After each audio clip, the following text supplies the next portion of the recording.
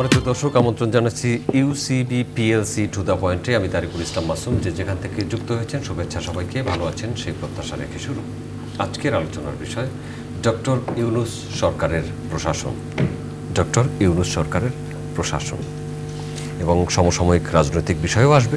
এ বিষয়ে আলোচনার জন্য আমাদের সাথে স্টুডিওতে উপস্থিত আছেন জনাব মাহমুদুর রহমান মান্না, আহ্বায়ক, নাগরিক ঐক্য। দর্শক, আমাদের সাথে আরও উপস্থিত আছেন সাবেক সচিব, রাজনীতি বিশ্লেষক আবু আলম মোহাম্মদ শহীদ খান। আপনাকেও স্বাগত জানাচ্ছি। ধন্যবাদ। মাহমুদুর রহমান মান্নাকে দিয়ে শুরু করব। প্লিজ। তিনি সম্প্রতি আজ বিকেলেই মাননীয় প্রধান উপদেষ্টার সাথে একটা বৈঠক করে এসেছেন। 9টি রাজনৈতিক দলের 9 জন ব্যক্তিত্ব সাক্ষাৎ করেছেন। সেই সাক্ষাতে কি হলো এটা আগে শুনে আসবো, এরপর অন্যান্য আলোচনায় যাব। আপনাদের সাথে যে আলোচনা হলো, এই আসলে কি আলোচনা হলো বা কেন আলোচনা হলো? কেন আলোচনা হলো মানে উনি ডাকলেন, আমরা গেলাম। এমনিতে উনি পদত্যাগ করবেন বলে একটা কথা তো চাউর হয়ে গেছে। সারা দেশে আলোড়ন, বিশ্বব্যাপী আলোড়ন আছে সম্ভবত। এত বড় একটা ঘটনা কি হয়েছে, দেশের ভবিষ্যৎ কোন দিকে যাচ্ছে, সংস্কার কী হবে, নির্বাচন, এ তো সবার মধ্যেই প্রশ্ন আছে, আমাদের মধ্যেও আছে। কাজে ডেকেছে, ব্যাপারটা গুরুত্ব দিয়েই গেছি আমরা। যাবার পরে উনি শুরু করলেন প্রথম শুরু করে এই যে আপনাদের দেখছি বেশ ভালো লাগছে, ইনফরমাল, হাসতে হাসতে, মানে এখন একটা আশা পাচ্ছি। না হলে তো একলা থাকলে ওই হলে হতাশ লাগে। ভালো হলো এই জন্যে, দেখা হবে, কথা হবে, কালকেও কথা বলেছি। এটা থেমে বললেন যে পরিস্থিতি তো আসলে বেশ ঘোলাটাই জটিল। আপনি দেখছেন তো আমাদের এই যে বিজয়টা 5ই আগস্টের পরে যা হলো, এটা তো আমাদের প্রতিবেশীরা মানতে পারেনি। তারা যে কোনো মূল্যে আমাদেরকে মানে ডিথ্রোন করতে চায়, এরকম একটা কথা বললেন। এবং সেজন্য সব রকম ষড়যন্ত্র হচ্ছে। এখন আবার আমাদের একটা ঐক্য দরকার। মুশকিল হচ্ছে সেই ঐক্যটা তো যা ছিল ওই সময়, সেটা এখন আর আগের মতো নাই। তারপরে উনি আরেকজন উপদেষ্টা আদিলুর রহমান খান থেকে তোমরা বলো একটু, তো ওরা আবার বললো যে না, সব কিছু মিলে সংস্কার, রাজনীতি, এগুলোর উপরে একটু আপনাদের কাছ থেকে উনি শুনতে চান। তখন আমি বললাম, সিনিয়ররা ছিলেন, আমি বললাম যে আমাদের কাছে শুনতে চান কি ব্যাপারে, সেটা একটু খোলা করে বলে যে কী ব্যাপারে শুনতে চান। তখন প্রফেসর উনি সেগুলো বললেন। তো প্রথম বলবার জন্যে এবি পার্টির মঞ্জু বলল, এগুলো সবই ট্রেডিশনাল টাইপের। আমরা যেগুলো রাজনীতিতে আলোচনা করছি, কবে ভোট হবে, ভোটটা জরুরি, ভোট হলে দেখবেন যে অনেক প্রশ্নের সমাধান হবে, অনেক প্রশ্ন আর উঠবে না, ইত্যাদি ইত্যাদি যেগুলো বলে, রাজনীতির প্রশ্ন আসবে না। তারপর এক এক করে অন্যান্যরা বলতে লাগলেন। একটা পর্যায়ে আবার ডক্টর ইউনূস বললেন যে সমস্যা তো আরও আছে, যেমন এইটা উনি বলছেন যে মানে আগে তো বললেন এই আন্তর্জাতিক এটার কথা, এখন উনি দেশের মধ্যেকার কথা বললেন। যে এই যে ধরেন গতকালকে মিটিংয়ে বসছি, আমার মনটা খুব খারাপ হয়ে গেল। আমার মনে হলো আমি যা করতে যাচ্ছি সেগুলো করতে পারছি না, আমি করতে পারবো না। তো আমি যদি করতেই না পারি, আবার থেকে কী লাভ, তার চেয়ে ছেড়ে দেওয়া ভালো। তো আমি বললাম ওদেরকে, আর তারা তো হইচই লাগিয়ে দিয়েছে, না স্যার আপনি চলে গেলে কেমনি হবে, এই কথাবার্তা চলছে। আমি থাকবো না। তো তখন ওরা বললো যে ঠিক আছে স্যার, আপনি ভাবেন করে, ভাবছি না, আমি রেজিগনেশন লেটার লিখতে নিলাম। তো সেটা আবার কাগজ চাই, কলম চাই। তারা বললো স্যার কী জন্য, কী করবেন? রেজিগনেশন লেটার লিখবো। আপনি কেন কষ্ট করবেন, আমরাই লিখে দিচ্ছি। আচ্ছা, কীভাবে লিখবেন? তার সহকর্মীরা, উপদেষ্টারা বলে আপনি আপনার রুমে গিয়ে বসেন, আমরা আধা ঘন্টার মধ্যে শেষ করে তারপরে আসছি। 3 ঘন্টা পার হয়ে গেছে, তারা আসে না। খোঁজ নিলাম কী ব্যাপার, এই তো স্যার আর আধা ঘন্টার মধ্যে হচ্ছে। সেই আধা ঘন্টাতেও হলো না। তখন আমি জিজ্ঞেস করলাম তখন বললো, স্যার লিখছি তো, ধীরে ধীরে লিখে না, তো তাড়াতাড়ি কী স্যার, আজকেই দিতে হবে, কী আছে। তো বুঝলাম যে ওরা আসলে আমাকে করতে দেবে না। তো অন্যরা বললো যে আমরা আমাদের পক্ষ থেকে আপনি উপদেষ্টা পরিষদকে ধন্যবাদ দেবেন, তারা একটা ভালো কাজ করেছে। মানে এই রকম পরিস্থিতি যাচ্ছে। কিন্তু তার মধ্যেও রাজনৈতিক আলোচনা হয়েছে। মোজাদ্দুল ইসলাম সেলিম ছিলেন, টিপু বিশ্বাস ছিলেন, কর্নেল অলি ছিলেন। তো ওনারা নিজেদের কথা বললেন যে আসলে আপনার দায়িত্ব তো হচ্ছে একটা ভালো ইলেকশন করে দেওয়া। আপনি যত বড় ব্যক্তিত্ব মানে এই দায়িত্ব নিয়েছেন, বাংলাদেশ খুবই আনন্দিত হয়েছে, তারা একটু নির্ভর হয়েছে যারা এইবারে হয়তো একটা ভালো ইলেকশন হবে, সেটা করে দিয়ে চলে যান। সো আপনার প্রথম কাজ হচ্ছে আপনি রোড ম্যাপটা ডিক্লেয়ার করেন। এইসব discussion came on road map. Road ম্যাপে যদের কথা বলা সেটা উনি একটা জিনিস বললেন যে দেখেন, আমি এটা খুব পয়েন্ট ব্ল্যাঙ্ক বলছি, একটা ভালো নির্বাচন আমি করতে চাই এবং কোনো ক্রমেই আমি জুনের পরে যাব না। তো হ্যাঁ, বললো যে কেউ একজন প্রশ্ন করলো যে আপনি কবে নাগাদ ইলেকশন দেবেন। তো বলে আমি তো বলেছি যদি কম সংস্কার বলেন তাহলে ডিসেম্বরে, যদি বেশি চান তাহলে জুন। তখন কম বেশি কি হবে, কম বেশির পরিমাপ কিভাবে হবে বলেছেন? না, এটা উনি বললেন যে আমি তো বলেছি সেটা করেন, আপনারা বলেন, খুব খুশি যেরকম মনে করেন সেরকম করে বলবেন। তো বোধ হয় কর্নেল অলি বললেন নাকি, আবার এটা এখন খেয়াল পড়ছে না, সবাই তো এরকম করে বলে থাকে না, বললেন যে না, কম বেশি ব্যাপারটা কি, আপনি তো যতগুলো দিয়েছেন 166টা, তার মধ্যে 130টার মতো হয়েই গেছে।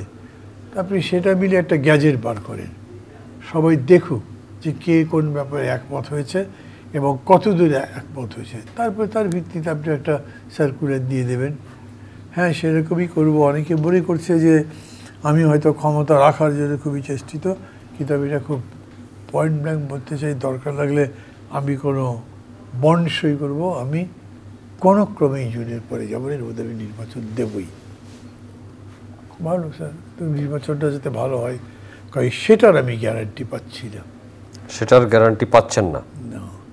আচ্ছা, আপনার কাছে আসবো। আবু আলম মোহাম্মদ শহীদ খান, অনেকগুলো কথা শুনলাম, অনেক অজানা তথ্য আমরা জানলাম, ভেতরে কী হয়েছে, কিভাবে কথা বলেছেন, কতগুলো কথা আছে। মোটা দাগে সংস্কারের কথা এবং নির্বাচনের কথা। নির্বাচন যে গ্রহণযোগ্য হবে সেজন্য তো সবাই উদ্গ্রীব, সেইটার গ্যারান্টি তিনি দিতে পারছেন না এই মুহূর্তে। আসলে অন্য জটিলতাগুলো কি আপনার মতে? ভালো নির্বাচনের গ্যারান্টি দেওয়া তো সরকারের কাজ, উনি দিতে পারছেন না যদি বলেন, তো সেটারও সমাধান ওনাকেই করতে হবে। বা ওনার যে সরকার আছে এখন, যারা উপদেষ্টা পরিষদে আছেন, তাদেরকে সমাধানটা করতে হবে। ভালো নির্বাচন, এবং এটা 100% ভালো নির্বাচন হবে এটা কেউ আশা করে না, প্রত্যাশা করার কোনো কারণ নেই। পৃথিবীতে কোনো জিনিস 100% হয় না। সুতরাং আপনি 90% তার বেশি যদি ভালো করতে পারেন, ওটাই ভালো নির্বাচন হিসেবে ট্রিট হবে। এখন উনি গ্যারান্টি দিতে পারেন না, আবার এইটা বলছেন যে জুনের পরে যাবেন না, তাহলে বিষয়টা কি দাঁড়ালো?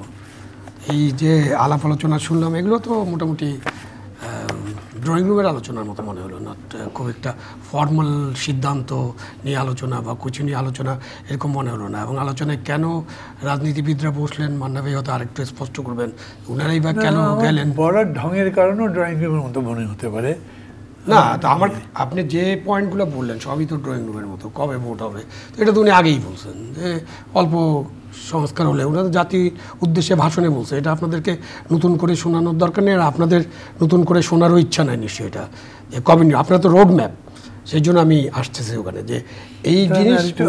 আরেকটু বলি, পয়েন্ট করেছিলাম, যেমন একজন বললেন সভাপতি, যে সেক্রেটারি, উনি আর্মি যে কথা বলেছে সেগুলো বললেন, যেটা একেবারে ডিসিপ্লিন ভায়োলেট করে কথা বলে, কথা বলতে পারলেন কেন, উনি কেন বললেন? এবং সেটা নিয়ে তো আপনি কিছু করতে পারছেন, তারপরে আপনার কন্ট্রোল নাই। কর্নেল অলি বললেন এক সময়, গভর্নমেন্ট উইদিন গভর্নমেন্ট, এক গভর্নমেন্টের মধ্যে দুইটা গভর্নমেন্ট, এটা তো কোনো ভালো কথা নয়, কিন্তু আমরা তো তাই দেখছি, এগুলো কথা হয়েছে। অ্যান্ড ডক্টর ইউনূস তো কোনোটাই কন্টেস্ট করছেন না। আপনি বললেন এটা ঠিক নয়, আমি এটা মিন করি, এরকম তো কখনোই করেন না উনি। আমি যে কদিন দেখেছি, বা যখন আমি ইউনিভার্সিটিতে ওরা ছাত্র ছিলাম, তখন পড়বার সবাই এটা বুঝিনি, কিন্তু তখন তার নেচারের মধ্যে কন্টেস্টিং অ্যাটিচিউড আমি কখনোই দেখি নাই। এখানেও এটা করেন নাই উনি।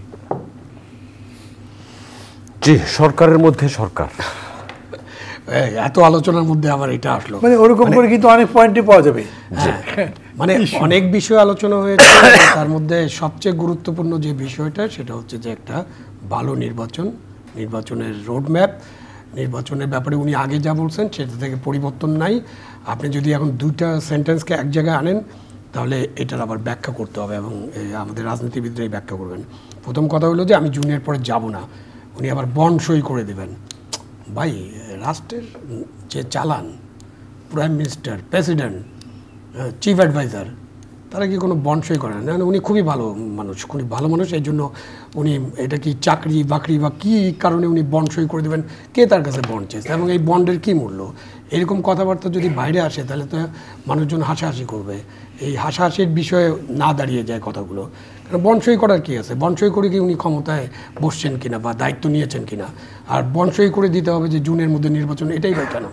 তো জুনের মধ্যে যদি জুনের একদিন পরেও না হয়, তার সাথে যদি যুক্ত হয় যে আমি গ্যারান্টি দিতে পারছি না, তাহলে কি দাঁড়ালো? ডিসেম্বর কম সংস্কার, জুন কিছু বেশি সংস্কার। সব সংস্কার তো এই সরকার করতে পারবে না, কোনো সরকারই করতে পারবে না। পৃথিবীর কোনো সরকার, কোনো মানুষ সব সংস্কার করে যেতে পারবে না। চলমান প্রক্রিয়া অনন্তকাল ধরে চলবে, জন্মান্তর, প্রজন্মের পর প্রজন্ম। সুতরাং উনি কী কী সংস্কার করবেন, যে কিছু এবং কিছু বেশি, এটা তো বুঝলাম না। যে 130টার ব্যাপারে কি ঐক্যমত্য হয়েছে, এগুলো পরিষ্কার করেন না, কেউ তো বলে না। ঐক্যমত্য কমিশন একটা ব্রিফ করার কথা, ব্রিফ খালি আগামীকাল করবে, আগামীকাল করবে, আগে করার কথা ছিল। আচ্ছা ঠিক আছে, তখন হয়তো আমরা বুঝতে পারবো যে কী কী সংস্কারের ব্যাপারে ঐক্যমত্য হয়েছে। এখন এইসব বিষয় নিয়ে আলোচনা, হঠাৎ করে পদত্যাগের কথা কেন আসলো কেন সেটা তো ক্লিয়ার হলাম না এখনো, যে হঠাৎ করে উনি পদত্যাগ করতে চাইবেন কেন, কি হয়েছে সমস্যাটা কি? হ্যাঁ, উনি মনে করছেন যে উনি কিছু করতে পারছেন এরকম মনে করছেন, তাই না? হ্যাঁ, মনে করছেন দিকে আমি পদত্যাগ করবো, কিন্তু ওনার উপদেষ্টা পরিষদকে আবার ধন্যবাদ দিতে বলেছেন, কারণ ওই পদত্যাগ উনি বলেন, আমরা বললাম আচ্ছা আপনাকে যে ঠেকিয়েছে সেই জন্য উপদেষ্টা পরিষদকে একটা ধন্যবাদ। তো পদত্যাগ করতে চাইলেন, পদত্যাগ করলেন না বা করতে দেওয়া হলো না, এই নানান নাটকীয়তার মধ্যে this is a kind of drama আর কি। পলিটিক্সের ড্রামা থাকবে, খুব স্বাভাবিক, অনেক ড্রামা হবে। তো এগুলো অনেকটা ড্রামার মতো হচ্ছে, বাট কিছু পেলাম না। তাহলে নির্বাচনটা কবে হবে, রোড ম্যাপটা কি দিবেন কি না, কবে দিবেন, দিলে কবে নাগাদ আমরা বুঝতে পারবো যে নির্বাচন হবে। সেনাবাহিনী প্রধানের বিষয়ে আলোচনা হয়েছে, খুব ইম্পর্টেন্ট। আজকে এই সরকারের মধ্যে সরকার 9টি রাজনৈতিক দল যখন আলোচনা করেছে, তার আগের দিন বিএনপি, জামায়াত ইসলাম, এনসিপিও বৈঠক করেছে। মানে 9টি রাজনৈতিক দল, এনসিপি এখনো পায়নি, কিন্তু রেজিস্ট্রেশন পায়নি। এখন আমরা তাদের মানে তারা কি বিএনপি জামাতের সাথে তুলনীয় দল কিনা, এটা নিয়েও অনেকে প্রশ্ন করছেন। প্রশ্নটা করে রাখলাম, মান্না ভাইও করতে পারেন, কেননা তারা 9 দল একসাথে গেলেন এবং ওই 3 দল স্পেশালি আলাদাভাবে গেল। কেন গেল, কী বা কেন এইভাবে হয়, কেন সবার সাথে একসাথে আলোচনা হয় না, এগুলো আলোচনা হবে। সেনাবাহিনী কথা উঠার পরে যে সরকারের মধ্যে সরকার, হ্যাঁ, এইরকম আলোচনা হইতেই পারে। সেনাবাহিনীর যিনি প্রধান তিনি একজন গণকর্মচারী, সেটাও আলোচনা হতে পারে। বাট আমাদেরকে খেয়াল রাখতে হবে যে 5ই আগস্টে এই গণকর্মচারী সেনাপ্রধানের ডাকে সাড়া দিয়ে আমাদের রাজনৈতিক নেতৃবৃন্দ এবং যারা আন্দোলনে ছিলেন তারা সবাই ক্যান্টনমেন্টে গিয়েছিলেন, সেখানে আলাপ আলোচনা করেছেন এবং সেনাবাহিনী প্রধান, অন্যান্য বাহিনী প্রধানের উপস্থিতিতে বঙ্গভবনে আলাপ আলোচনার পরেই সরকারটা গঠিত হয়েছে। সো তাকে তো আপনি একটা রোল দিয়েছেন, তার ভূমিকা বা সেনাবাহিনীর ভূমিকা, একটা দেশপ্রেমিক সেনাবাহিনীর যে ভূমিকা থাকা উচিত, 5ই আগস্টে সেনাবাহিনী যে ভূমিকা রেখেছিল সেই ভূমিকার জন্য তো আমাদেরকে তাদের প্রশংসা করতে হবে এবং আমি তো কৃতজ্ঞতা প্রকাশ করতে চাই। নাহলে ঢাকা শহরের যে অবস্থা হয়েছিল সেদিন, সিভিল ওয়ার, শত শত লোক হয়তো মোড়ে রাস্তায় পড়ে থাকতো। এরপরে তো মবতন্ত্র দেখেছি, মবের রাজত্ব দেখেছি, মবতন্ত্র এখনও চলতেছে, মবের রাজত্ব চলতেছে। বাট ওই দিনকার কথা যদি স্পেশালি চিন্তা করি, তাহলে এই সেনাবাহিনীকে আমাদের প্রত্যেকের ধন্যবাদ দিতে হবে। আমি মনে করি না যে সেনাবাহিনী প্রধান যে বক্তব্য রেখেছেন সেটার মধ্যে দিয়ে তিনি পাল্টা একটা সরকার ব্যবস্থা চালু করছেন। তিনি ফাইনালি এটাই বলেছেন যে তিনি এই সরকারকে সমর্থন করতে চান। উনি যেটা বলেছেন যেটা রাজনীতিবিদদের চিন্তা, ইলেকশন, উনি এটা ইলেকশনের ব্যাপারে তাছাড়া সার্বভৌমত্বের কথাও বলেছেন, স্বাধীনতা, সার্বভৌমত্ব, করিডোর, এটা নিয়ে আজকে তো মান্না ভাই নিশ্চয়ই আলোচনা করেননি। তো আপনাদের সাথে এই করিডোর বা করিডোর মানে কীরকম আলোচনা বলি, সেটা হচ্ছে যে কথাবার্তা তো উঠবেই। কথাবার্তা উঠবে কীরকম, মানে আপনার সাথে অন্যান্য ব্যাপারে কথাবার্তা হচ্ছে, তার মধ্যে জানতে যেরকম করিডোর দিয়ে দিলেন, যেরকম করে কথাবার্তা বললো আপনার লোকজন, তাতে বলো যে করিডোরের নীতিগত সিদ্ধান্ত হয়ে গেছে। পরে দেখছি যে না, সেটা হয় নাই। তো একটা রাষ্ট্রকে এরকম করে হয় বলেছি, শুনেছেন, ওই আবার বলছি, উনি তো শুনছেন কিন্তু জবাব তো দিচ্ছেন না। না, তাহলে তার আলোচনা হলো না, তাহলে আপনাদের কাছ থেকে কিছু এই কথাও তাকে বলেছি যে আপনি তো আলোচনা হয় না। মানে আমি বলি, আমি তাকে এরকম করে বলেছি যে আপনি তো স্যার আসলে comfortable to discuss with the politician or with it, but you feel uncomfortable to discuss politics. আপনি একবারও পলিটিক্স দিয়ে আমাদেরকে ডাকেন নেই। আপনি ডেকেছেন ইস্যু নিয়ে, একটা ক্রাইসিস হয়েছে, 15th আগস্ট কী করবো, একটা বলেছে রাইট সিচুয়েশন, ওইখানে আগরতলাতে হামলা করেছে, পূজা কি হবে, তো সব এগুলো এখনও একটা ইস্যু নিয়ে। কিন্তু কখনো এই দেশের রাজনীতিটা কি হতে পারে, আপনি নিজের থেকে উদ্যোগ নিয়ে যেমন অন্যদের সাথে কথাবার্তা বলছেন যে জামাতের সাথে কীভাবে বিএনপি ডিফারেন্স, এটা সলভ করেন, এটা তো এই পথে সলভ হতে পারে, ইউ হ্যাভ নেভার টক। আমি ব্যক্তিগতভাবে প্রস্তাব করেছিলাম, আপনারা যে এইরকম একটা রিটেন প্রপোজাল দিচ্ছেন, যেটাকে স্প্রেডশিট বলছেন বা যাই বলেন, এইটা দিচ্ছেন ওপিনিয়ন পাওয়ার জন্যে। তো এই প্রশ্নগুলো তৈরি করবার কালেও তো তাদের সাথে কথা বলতে পারেন, তাহলে আনসারটা পেয়ে যেতেন, তার মানে আপনারা বেশ কিছু দূর এগিয়ে থাকতেন। সেই সময় ইউনুস বলেছিলেন হ্যাঁ আমি তাই করতে চাই। আমি বললাম স্যার আপনি তো সেটা করেন নাই, এখন আপনি দ্বিতীয়বার আবার এটা করবেন, তার মানে এটা কি এক্সট্রা টাইম না, এটা তো এক ধরনের কনসালটেন্সি, মানে আপনি কনসালটেন্ট নিয়োগ করে দিলেন যাদের রাজনীতির সাথে কোনো কানেকশন নয়, যারা রাজনীতি করে না, তো খুবই ভালো না, দল করে নাই, রাজনীতি তারা কতটা বোঝে এটাও তো প্রশ্ন করতে পারে একজন রাজনীতিবিদ। আমি স্যালুট রাজনীতিবিদদের সবসময়, কারণ তারা যে কাজটা করে ওই কাজটা করার উপযুক্ত আমি নিজেকে মনে করি না। আমি গণকর্মচারী হিসেবে নিজেকে উপযুক্ত মনে করি, বাট একজন রাজনীতিবিদ হিসেবে নিজেকে উপযুক্ত মনে করি না, কারণ রাজনীতি একটা প্রসেস, এবং এই প্রসেসের মধ্যে না থাকলে, এই প্রসেসের ইনস আউটের মধ্যে না থাকলে কোনো সময় সিদ্ধান্ত নেওয়া যাবে না, কোনো সময় ওই বিষয়ে কিছু করা যাবে না। তো এখন আপনি কনসালটেন্ট দিয়ে অনেক কাজ করতে পারি, আমরা তো কনসালটেন্ট দিয়েই সব কিছু চালাই, আমাদের চুক্তিও তো কনসালটেন্টরা লিখে দেয়। ওয়ার্ল্ড ব্যাংকের সাথে চুক্তি তো একটাও আমরা নিজেরা লিখি না, ওরা কনসালটেন্ট নিয়োগ করে, ওরা লিখে, তারপর আমরা ওই ইয়েস নো ভেরি গুড করে ছেড়ে দেই। তো আপনি IMF-এর সাথে তাই, ওয়ার্ল্ড ব্যাংকের সাথে তাই, যে কোনো উন্নয়নকামী দেশের, উন্নয়নশীল দেশ বা উন্নয়ন যে সহযোগী দেশ আছে তাদের সাথে তাই। আমরা যখন আইন বানাই ওটাও কনসালটেন্ট রেখে, কেন পার্লামেন্টে তো মান্না ভাই যাইতে পারেননি এখনও, পার্লামেন্টে যখন যাবেন তখন কী করবেন জানি না, বাট পার্লামেন্টও আমাদের পার্লামেন্টারিয়ানরা আইন নিয়ে কোনো কাজ করে না, ওটাও আমাদের মিনিস্ট্রি করে, মিনিস্ট্রি আবার কনসালটেন্ট নিয়োগ করে, কনসালটেন্ট আইনজ্ঞ কনসালটেন্ট দিয়ে লেখে টেকে সব কিছু রেডি করে তারপর পাঠায়। তো দেশটা তো গত 54 বছর ধরে এই কনসালটেন্ট সিস্টেমে চলতেছে, তো পরিবর্তন তো কিছু নাই। আপনি সংস্কার বলবেন, সংস্কারও সব কনসালটেন্ট, সংস্কারের যারাই সংস্কার কমিশনগুলোকে নেতৃত্ব দিচ্ছে সেটাকে কনসালটেন্সি বলবেন। হ্যাঁ, এখন যেভাবে হচ্ছে সেটাকে কনসালটেন্সি বলবেন।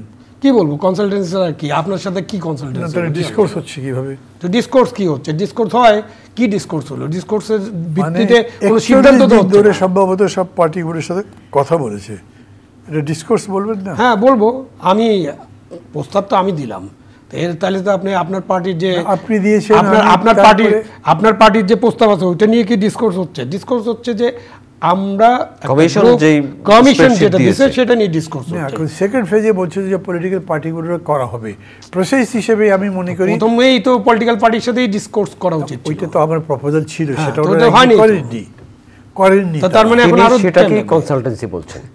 যেহেতু ওটা করেনি তার মানে কনসালটেন্সি হয়েছে, এখন আপনারা ডিসকোর্স করবেন। তো এখন হয়তো ডিম আগে না মুরগি আগের মতো হবে। যাই হোক, এখন সংস্কার মানে যদি এটাকে হয় কি এরকম করে কম্পার্টমেন্টালিজম করা মুশকিল। আমি দেখেছি, আমি গ্রামের বাড়িতে গেছি, সেইখানে লোকে কমিশন নিয়ে আলোচনা করছে, কনস্টিটিউশন নিয়ে। ভোট এমনি এমনি হবে না, আগের মতো হবে না, এখন কিন্তু নিয়ম বদলে যাচ্ছে, আলোচনা করছে। ওইটা তার কনসালটেন্সি না না, ভোট তো মানে ভাই ভোট যে একটা তত্ত্বাবধায়ক সরকার কিংবা এই ধরনের সরকারের অধীনে ভালো ভোট হয় এটা তো প্রমাণ হয়ে গেছে। মানুষ জানে যে দলীয় সরকার থাকলে ভোট একরকম হয়, দলীয় সরকার না থাকলে ভোট আরেক রকম হয়। কীরকম হয়? ভালো ভোট হয়। ভালো ভোটটা কি? ভালো ভোটের যে কতগুলো ডেফিনেশন তো আছে, এটার জন্য তো আমাদের একদম ইউএন কনসালটেন্ট হায়ার করার দরকার নেই বা আমেরিকান কনসালটেন্ট দরকার নেই। ভালো ভোট মানে হচ্ছে যারা ক্যান্ডিডেট হবেন তাদের সকলকে সমান অধিকার দিতে হবে, সমান সুযোগ থাকবে যে তারা প্রচার করতে পারবেন। সমান সুযোগ, মানে আপনার টাকা কম আপনি কম পড়বেন, আরেকজনের টাকা বেশি সে তো বেশি করবে, বাট আপনাকে বাধা দিবে না। এরপরে ভোটাররা যাতে ভোট কেন্দ্রে কোনো রকম ভয়ভীতিহীন ছাড়া যেতে পারে, নিজের মতো ভোট দিতে পারে, কোনো ফেরেস্তা যেন তার ভোটটা না দেয়, রাতের বেলা যেন কেউ ব্যালট বাক্স বন্ধ না করে, কেউ যেন ভোট কেন্দ্র দখল না করে, ওই ভোটার ভাই এবং বোন তারা যেন ফেরত আসতে পারে। থাকুন আমাদের সাথে, আমরা আছি চ্যানেল আই এর অনলাইন প্ল্যাটফর্মে। জি, আপনি অব্যাহত রাখুন। তাই না? তো ওই ভোটে ভোট দিয়ে আসবে। আমি একটু বলি, তাহলে এবার আপনার আলোচনা পরের জন্য সুবিধা হবে। সেটা হচ্ছে কি, এইখানে আমার মনের মধ্যে ছিল এটা বলবো, কিন্তু আবার বলা হয়নি, সময় তো কম। জি, একজন 3 মিনিট বলতে পারবেন। তো আমার পরে অ্যাডভোকেট হাসনাত কাইয়ুম যখন না রফিকুল ইসলাম উনি যখন বলতে নিয়েছেন, তখন আমি বলেছি ভাই পুলিশের কথাটা বলি একটু। আমি প্রায় প্রত্যেক জায়গায় পুলিশের সমালোচনা করি, because police has not changed. তো উনিও তেমন করে বলেন নাই, কিন্তু কর্নেল ওলি যখন বলেছেন তখন কর্নেলকে মানে ঝেড়ে ফেলেছেন ইয়াকে, পুলিশকে। ডক্টর ইউনূস এটার রেফারেন্সে বলছে, দেখেন তাহলে কীভাবে ভোট করবেন, পুলিশই যদি ঠিক না হয় তাহলে কী করবেন। কিন্তু প্রশ্নটা করা যেতে পারে, আপনি কী করেছেন পুলিশের? আমি কিন্তু তাকে বলেছি, লোক স্যার আপনি একটা চিফ জাস্টিসের মধ্যে দিয়েছেন, he may be a good person, লেখাপড়া জানে ইত্যাদি ইত্যাদি, ওইটা সংস্কারের অংশ না। একটা ম্যানিং অফ আ পোস্ট এই হয়েছে, এবং সেখানে মেবি একটা এফিশিয়েন্ট লোক দিয়েছেন, কিন্তু বাকি আপনার একটা প্রিন্সিপাল সেক্রেটারি তো সেরকম দিতে পারেন নাই, আর একটা সেক্রেটারিয়েট সেরকম করে সাজাতে পারেন নাই, পুলিশ সাজাতে পারেন নাই। তো এটা তো আপনি পারেন নাই, আপনি কীভাবে ভালো ভোট করতে? মানে বিষয়টা তো বাগান সাজানোর না, বিষয়টা হলো যারা গণকর্মচারী, পুলিশ, সিভিল সার্ভিস, জুডিশিয়ারি বা অন্য গণকর্মচারী, সেনাবাহিনী, তাদেরকে একটা বার্তা দেওয়া যে তারা আগে যেভাবে তাদেরকে ব্যবহৃত হয়েছেন বা ব্যবহার করা হয়েছে সেটা আর হবে না, বার্তা শেষ। দ্বিতীয় বার্তা হলো যে এখন থেকে আপনারা আইন অনুযায়ী কাজ করবেন, আইনের বাইরে গেলে আপনাদের শাস্তিমূলক ব্যবস্থা নেওয়া হবে, বার্তা শেষ। আপনি ভোটের সময় বার্তা থাকবে যে আপনি ভোটের সময় যদি কোনো হাঙ্কি হয় তাহলে আপনার ব্যবস্থা নেওয়া হবে, এবং ব্যবস্থা আসলেই নেওয়া হবে, বার্তা শেষ। আপনি একজন পুলিশ ওসিকে বলে দেবেন তোমার এলাকায় কোনো মব হলে তুমি নাই। যেমন একটা ধানমন্ডি থানার ওসি তো মবের ব্যাপারে তো একটা, আপনি নিশ্চয়ই ভিডিওটা দেখেছেন, স্যালিউট করি তাকে। ওরকম ওসি বাংলাদেশে এরকম 500 ওসি আছে। 500 ওসি আপনাকে বলেন, তাদেরকে নির্দেশ দেন, নির্দেশ দিলেই তারা ঠিকমতো কাজটা করবে। মব বন্ধ করতে চাইলে গভর্নমেন্ট এই পুলিশকে দিয়ে বন্ধ করতে চায়। পুলিশ আপনি কি সাজাবেন, কি বাগান বানাবেন এটা পরে, কোন ফুল লাগাবেন, ডালিয়া না গোলাপ না গাঁদা ফুল পরে। আপনার বাগানে অজস্র ফুল আছে, সব ফুল দিয়ে মালা গাঁথেন আপনি। পুলিশকে আপনি নেতৃত্ব দিতে পারছেন না, পুলিশের কোনো দোষ নেই। পুলিশের উপরে যে আক্রমণ হয়েছে, পুলিশকে যে হত্যা করা হয়েছে, পুলিশকে যে আগুনে পুড়ে মারা হয়েছে, একটা মামলা এখন পর্যন্ত হয়েছে, আপনি পুলিশকে কি দিবেন? হ্যাঁ, তার বিরুদ্ধে মামলা হবে, তার বিরুদ্ধে মামলা হচ্ছে। যাত্রাবাড়ি আরও 10টা রেফারেন্স আমি দিতে পারি, তাদের বিরুদ্ধে মামলা হচ্ছে। এমনকি আইসিটিতে আপনি পুলিশকে এই ক্রিমিনাল মামলায় আইজিপিকে নিয়ে গেছেন, আইজিপিদের মামলা হচ্ছে, সেক্রেটারিদের বিরুদ্ধে মামলা হচ্ছে। আপনি তো ওটা করছেন, কিন্তু আপনি পুলিশ তো চাবে যে আমার সুরক্ষা, আমার কলিগ যে মারা গেল তার মামলাটা হবে না, মামলাটা করতে দেন, মামলাটার তদন্ত করেন, তদন্ত করে দরকার হলে আপনি ইন্ডিপেন্ডেন্ট তদন্ত বডি দেন, ইন্ডিপেন্ডেন্ট তদন্ত, জুডিশিয়াল তদন্ত তো করা যেতে পারে। আপনি বলবেন যে না পুলিশের মামলা পুলিশকে তদন্ত দিলেও উল্টাপাল্টা করে দিতে পারে, করতে পারে। আপনি ইন্ডিপেন্ডেন্ট জুডিশিয়াল তদন্ত করেন নাই তো, কিছুই করেন না। আপনি পুলিশকে সাহস দেওয়ার জন্য, নেতৃত্ব দেওয়ার জন্য বর্তমান সরকার গত 10 মাসে এমন কোনো পদক্ষেপ নেয় নেই যাতে পুলিশ ঠিকমতো। পুলিশ কী করবে? আপনার জাস্ট 1 সপ্তাহ আগের উদাহরণটা কি, আপনি যখন এনসিপি গেল ঘেরাও করতে চিফ অ্যাডভাইজারের অফিস, ওটা তো 144 ছিল, তাই না? ওরা রাতের বেলা গেল, রাত 11টার সময় যায় ওখানে হাজির হলো। পরের দিন শুক্রবারে ওখানে স্টেজ বানানো হলো, স্টেজ করে ওরা ঘেরাও করে রাখলো, ওখানে ঠান্ডা পানি দেওয়া হলো, ওদের খাবার দেওয়া হলো শাহবাগে, আবার ওরা ইন্টারকন ঘেরাও করে রাখলো, কিচ্ছু করা হলো না। যখন জগন্নাথ বিশ্ববিদ্যালয়ের ছাত্ররা লং মার্চ করে আসলো তখন তাদেরকে পিটানো হলো। সেম পুলিশ ফোর্স কিন্তু এই এলাকার জন্য ডিসি রমনা এবং পুলিশ কমিশনার, তো তারা সেম, তাদেরকে আপনি একবার পানি খাওয়ানোর জন্য বলতেছেন, আরেকবার পিটানোর জন্য বলতেছেন, মানেটা কি? তো এই পুলিশ কিভাবে কাজ করবে? তারপর তো পিটালেন, তারপরে আবার এটা নিয়ে সামান্য হলো। এরপরে আপনি এখন ইশরাক সাহেবের আন্দোলন করতে দিলেন, এই যে বিএনপির ছাত্র সংগঠন যেটা, তারাও এসে ইন্টারকন বন্ধ করে রাখলো এবং আপনি তাকেও বাধা দিলেন না। কেন দিলেন না? বিকজ আপনার বাধা দেওয়ার যে নৈতিক যে বলটা সেটাই তো আপনার নাই। আপনি নষ্ট করছেন আপনার নৈতিক বল এনসিপির সাথে এই আচরণটা করে। এনসিপিকে আপনি গতকাল যে ডেকেছে বিএনপি, জামাত এবং এনসিপি, সেটাও তো এক ধরনের এনসিপির প্রতি পক্ষপাতিত্ব বলে মানুষ মনে করে, কারণ এনসিপি দলটা তো রেজিস্টার্ড না। কার দল? এটা তো ডক্টর ইউনূসের দল। ও আচ্ছা, সেটা তো আমি জানতাম না। ডক্টর ইউনূস তো বলেছেন নিজেই। ও আচ্ছা, আমি জানি না, আপনি বললে আমি কিরকম করে বলেছেন সেটা আমি মনে করিয়ে দিই, না জানার কিছু নেই। বিদেশে বলেছেন এই ছেলেরা এত জীবন দিয়ে ইত্যাদি করে করে তার ইয়ে হচ্ছে, তাদের মধ্যে তো ভবিষ্যতে সবটা থাকতেই পারে, তাদের সেই সুযোগ দিতে হবে। তার মানে ডক্টর ইউনূস অন্তর্বর্তীকালীন সরকারের প্রধান, ওনার একটা দল আছে, ওই দলকে উনি এরকম, ওনার স্টেটমেন্টের মানে আপনি করেন, উনি এরকম দিবেন, ওইরকম সহায়তা করবেন আর অন্য দলের জন্য পিটানোর ব্যবস্থা করবেন। স্টেটমেন্টের মানে আপনি তাই করবেন? তো তাই না, তাই তো উনি বলেছেন। তাই উনি যদি বলে থাকে এবং এই যে সুবিধাগুলো দেওয়া হচ্ছে, তার মানে হচ্ছে যে ডক্টর ইউনূস একটা দল করছেন এবং এই অন্তর্বর্তীকালীন সরকার একটা দলীয় সরকার হয়ে যাচ্ছে। নাহলে একটা দল এখনো রেজিস্ট্রেশন পাইনি, আপনি যে 2-3বার বললেন বিএনপি জামাতের সঙ্গে তাদেরকে ডাকা হয় কিভাবে? তাদেরকে এমনি আপনার কোনো কথা বলেছেন আজ? না, মান্না ভাইটা খুব ভদ্র মানুষ, তারা এইসব বিষয়ে কথা বলবে না। এটা ভদ্রতার প্রশ্নটা, এইগুলো ভদ্রভাবেই বলেছি আমরা, এই প্রশ্নটা বলিনি, বাকিগুলো তো বলেছি, কিন্তু যেটা আমি বলছি মানে আপনি নিশ্চয়ই এটা আশা করেন না এই তুই কথা বলিস না কেন, এরকম তো বলা যাবে না। আপনি কথা বলবেন না কেন, কথা বলেন, জবাব দেন, তা বলতে পারেন না। বলছি, উনি চুপচাপ থাকছেন, হয়তো শেষে বলছেন সেটাই তো কথা, এই পরিস্থিতিতে আমি ভালো ভোট করবো কেমনে। আমি তাকে জিজ্ঞেস করতে পারি, আমি যেমন বলেছি যে আপনি তো পুলিশকে ভালো করার কোনো চেষ্টা করেছেন বলে আমি দেখিনি, আপনি সিভিল ব্যুরোক্রেসি ঠিক করতে চেষ্টা করেছেন বলে দেখি নাই। আমি একদম ন্যূনতম একটা পদক্ষেপ কেবল দেখেছি হাইকোর্টের কি বলে সুপ্রিম কোর্টের চিফ জাস্টিস ঠিক করতে। আমার কাছে মনে হয়েছে এর একটা এক্সাম্পল যে একটা ভালো লোক ওখানে দেওয়া যায়, ওটা দরকার ছিল। তো আজকে চিফ জাস্টিসও দেখা করেছেন মাননীয় প্রধান উপদেষ্টার সাথে, ওইটা কেন তা আমি জানি না, ওইটা তো আর একটা আমাদের সাথে না।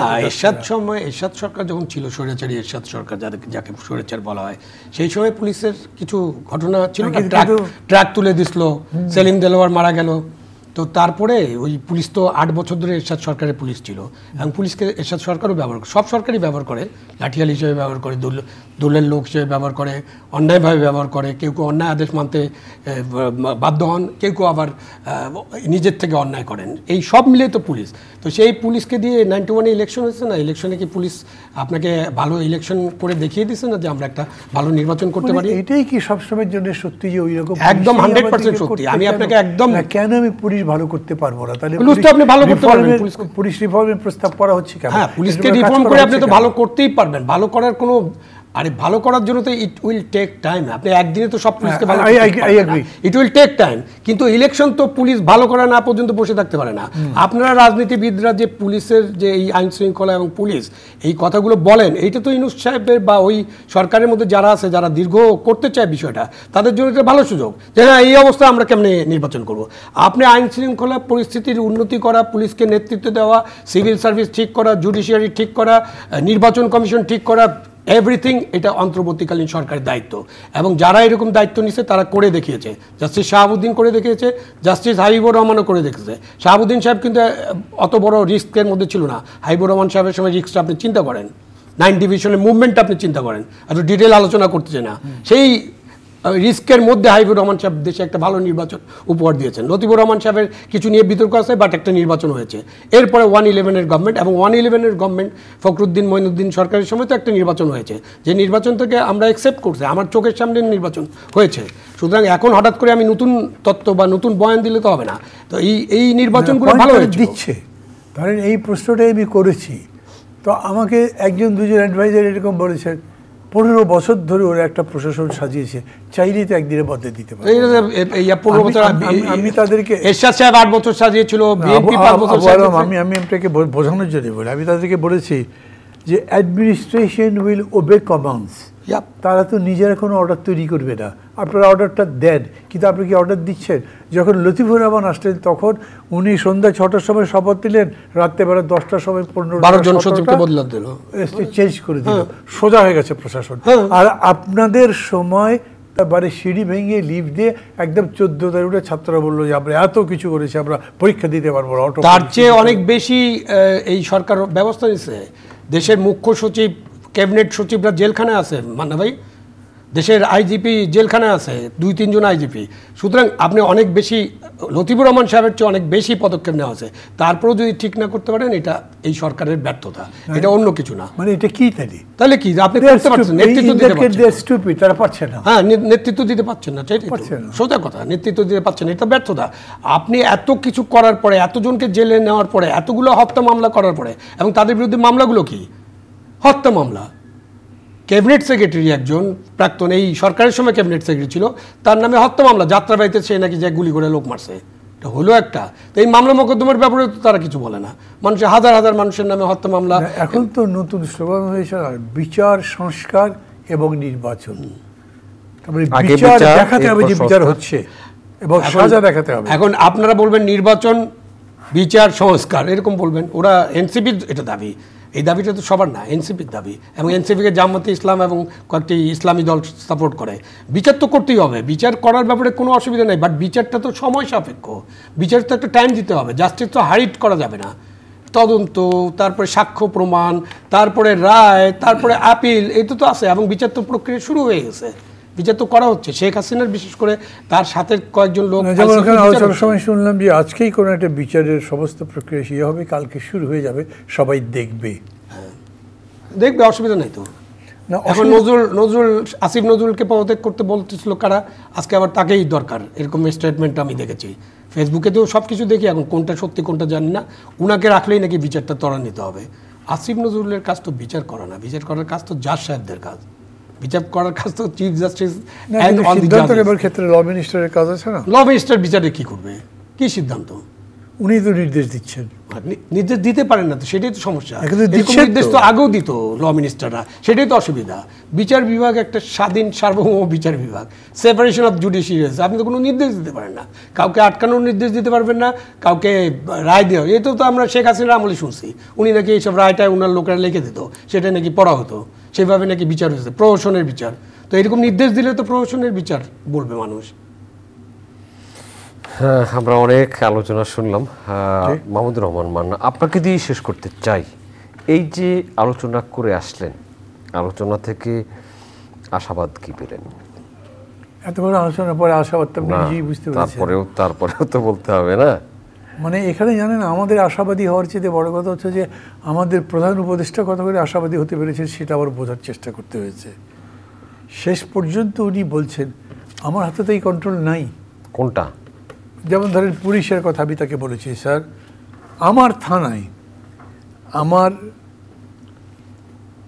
থানার প্রেসিডেন্টকে স্ট্যাপ করেছে 21শে ফেব্রুয়ারির দিন, মামলা দিতে গেছি আমরা, আমার পার্টির ছেলেরা মামলা দিয়ে গেছে, মামলা নেয়নি পুলিশ, বিকজ বড় পার্টি ইনভলভ আছে, মামলাই নেয়নি। আমরা এইটা যদি কেস হয় তাহলে কীভাবে হবে? উনি বলছেন আমার হাতে তো এগুলো নাই। কার হাতে আছে? কার হাতে আছে সেটা আমি পরে বুঝবো, কারণ আপনার হাতে নাই মানে ইউ দি চিফ জাস্টিস, তার হাতেই তো থাকবে। উনি বলবেন কি হয়েছে বলো তো, একজন ডাকবে, লিখে নাও তো, এখন ফোন করবে বা সকালে ফোন করে আমাকে জানাবে কি হয়েছে, কেন মামলা নেওয়া হলো না। ওই ওসি সহ ওইখানে জেলা যে এসপি আছে 12 ঘন্টার মধ্যে ট্রান্সফার হবে অথবা তাদের ইয়ে হবে, এটা ইমিডিয়েটলি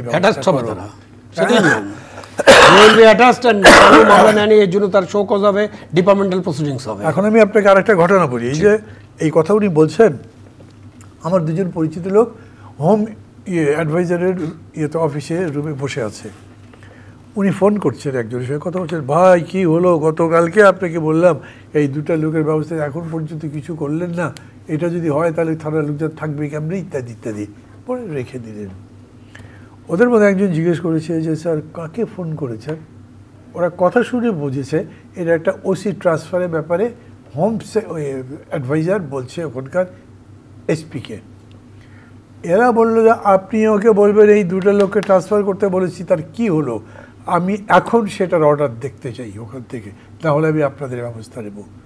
আপনি বলেন এরকম করে।